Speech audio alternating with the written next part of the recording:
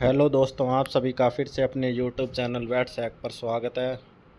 जैसा कि हमने इम्पोर्टेंट क्लासेस टॉपिक्स के बारे में वीडियो बनाई हुई है, आज नया सब्जेक्ट करते हैं। उससे पहले आप टेलीग्राम चैनल पे भी ज्वाइन हो जाओ, जहाँ पर डेली आपको क्विज़ होती है, जो कि बहुत ज़्यादा बेनिफिट करेगी आपके आने वाले पंजाब वेटरनरी इंस्पेक्टर एग्ज़ाम के लिए।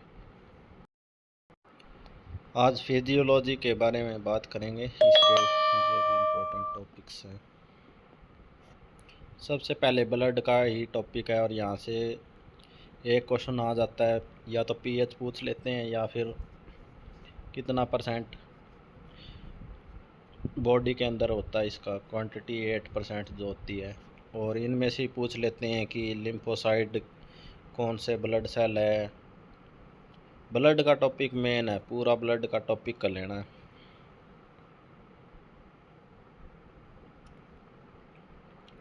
शेप वगैरह मुश्किल आएगी। ये क्वेश्चन आया हुआ है नंबर ऑफ ब्लड ग्रुप, ये भी कर लेना। हाँ, ये भी, इसमें से भी फंक्शन ज़रूर पता होना चाहिए आपको। इसमें से जो एक दो बार ये आया, वो एक तो ये आया बेसोफिल और एक फर्स्ट लाइन ऑफ डिफेंस आया हुआ है। मैक्रोफेज ये भी करनी है आपको, इसमें सबसे ज़्यादा लंग्स की आती है। और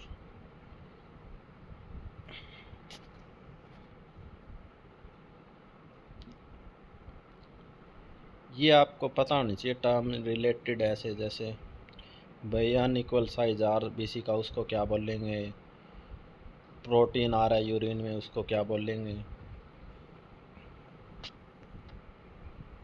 ठीक है,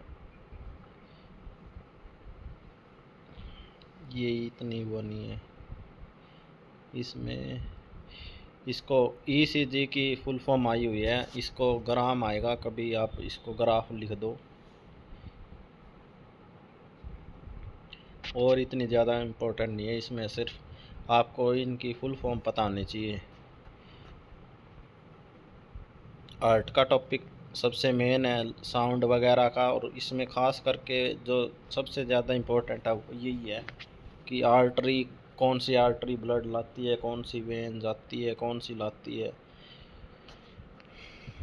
ठीक है, ये ब्लड क्लॉटिंग फैक्टर इतनी इम्पोर्टेंट नहीं है। हाँ, ये सबसे इम्पोर्टेंट है, ब्लड एंटी क्लॉटिंग। इसमें इन चारों में से ये लगा लो, एक क्वेश्चन आने के लगभग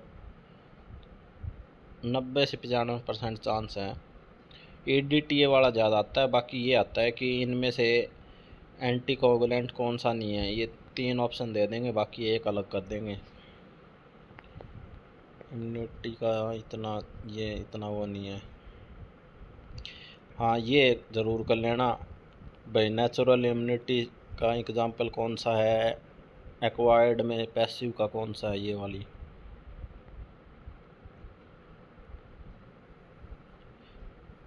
हाँ, ये भी कर लेना, टाइप ऑफ एंटीबॉडीज़। इसमें ये पूछते हैं सबसे ज़्यादा कौन सी होती है, कम कौन सी है, प्लेसेंटा में कौन सी होती है। रेस्पिरेशन की टर्म कर लेना। इनके एग्जांपल पता होना चाहिए, थोरैक्सिक से कौन सा होता है। ये इतना वो नहीं है इम्पोर्टेंट।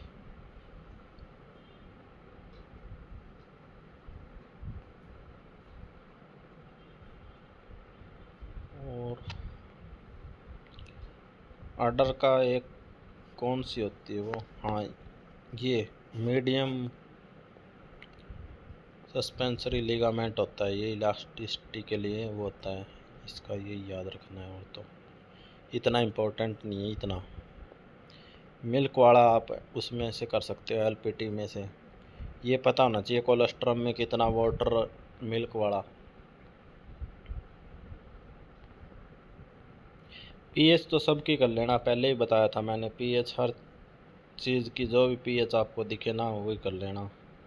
मसल में से आ भी जाता है, पर ये ठीक ठीक है, ये नहीं करना।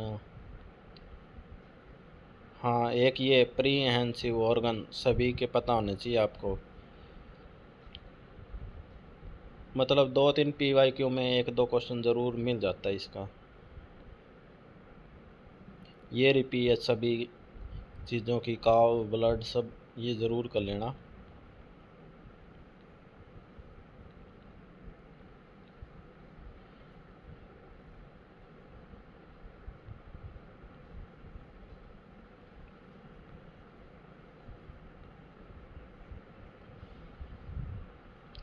ये बस इनका ये पता होना चाहिए कि कार्बोहाइड्रेट है वो कहाँ कौन से मतलब स्टमक में होता है या इंटेस्टाइन में होता है, कहाँ पे डाइजेस्ट होता है।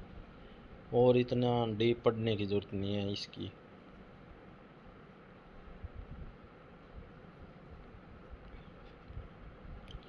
ये सब मतलब डीप क्वेश्चन में आते हैं, इतना ज़्यादा नहीं आता। बस ये पता होना चाहिए आपको कि प्रोटीन कहाँ पे डाइजेस्ट होगा, कार्बोहाइड्रेट कहाँ पे होगा, फैट कहाँ पे होगा। ये रेनिन वाला ज़रूर कर लेना, एक तो पेप्सिन और एक पेप्सिजोन और एक ये वाला रेनिन।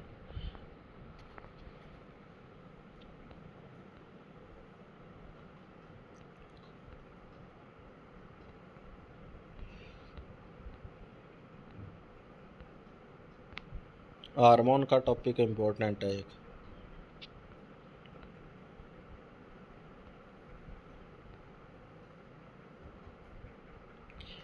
ये कर लेना कहाँ कहाँ पे स्टोर होती है, यूरिन स्पर्म सब कुछ।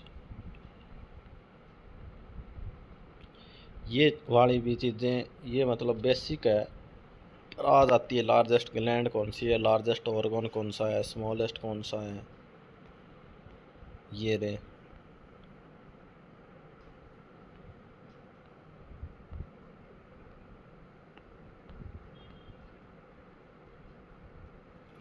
ये भी कर लेना डायबिटीज़ का, इसमें से भी आ जाता है पर ज़्यादा इंसुलिन वाला ही आता है।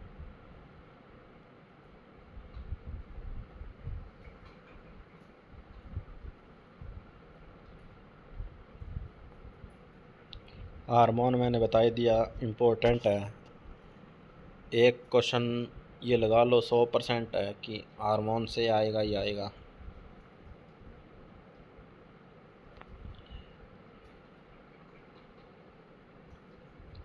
ज़्यादातर यही आता है। मिल्क होल्डिंग कौन सा है, मिल्क लेक डाउन के लिए कौन सा है, कौन सा सिक्रेशन के लिए है। नेफ्रॉन में से तो यही पता होना चाहिए किसकी यूनिट है। ज़्यादा नहीं पूछते, आ जाता है कभी कभार क्वेश्चन पर ज़्यादा इम्पोर्टेंट नहीं है।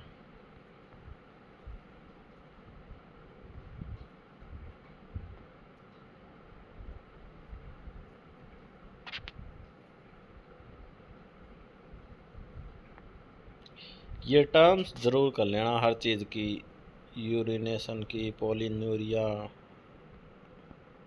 बस ये इम्पोर्टेंट थे, एक बार फिर से मैं बता देता हूँ। इसमें से जो सबसे ज़्यादा इम्पोर्टेंट है एक तो है ब्लड का कंप्लीट टॉपिक कर लेना।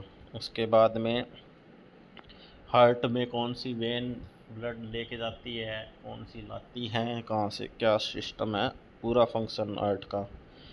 उसके बाद में इसमें आपको ये कर लेना है डेफिनेशन वगैरह जितनी भी टर्म्स है। और एक ये पता होना चाहिए कौन सा फैट कहाँ पे डाइजेस्ट होता है, प्रोटीन कहाँ पे, और वो। और उसके बाद में ब्लड ब्लड का हो गया था, हॉर्मोन्स। ये मेन है इसमें। मतलब फिजियोलॉजी में से कम ही आते हैं, 2-3 क्वेश्चन आते हैं ज़्यादातर तो ब्लड का में से 100% आएगा, एक हार्मोन में से आएगा। बाकी बेसिक चीज़ें आप कर सकते हो। धन्यवाद।